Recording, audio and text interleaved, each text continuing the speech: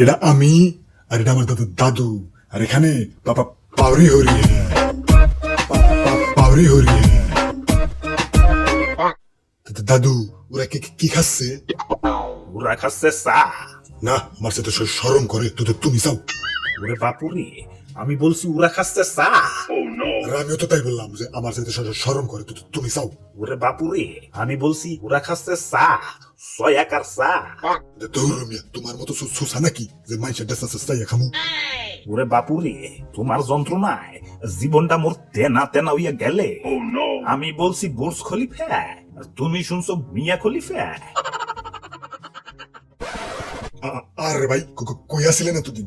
কোন সাক্ষাৎ টাক্ষাৎ নাই?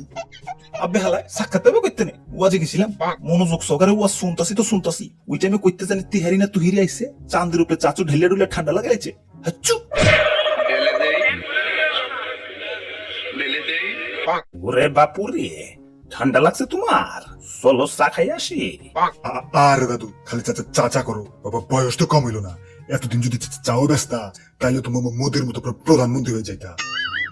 ওরে বাপুরে, চায়ের ব্যবসায় এত লাভ নাকি?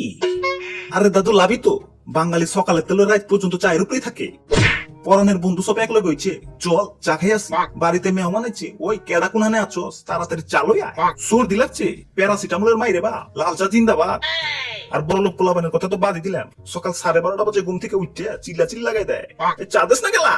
আর আমি তো আমার সকিনারে সাফ করে কয়ে দিচ্ছি যে তোমার আব্বা জানে যে পর্যন্ত চায়ের ব্যবসা না করবো, সে পর্যন্ত তোমার সাথে আমার কাটতি। ওরে বাপুরে, তাইলে তো চায়ের ব্যবসায় শুরু করন লাগে। এই শুনছো, একটা সুখবর আছে। আমার আব্বাই না আরং কোম্পানির চাকরি বাদ দিয়া চায়ের ব্যবসায় নামছে। কি শুনাইলা? দিল তো খুশ করে দিলা। পাউরি হরি। আরে বাপুরে, আচ্ছা কি শুনাইলা? দিল তো খুশ করে দিলা। লেটস গো টু দ্য পাশল। হাচ্চু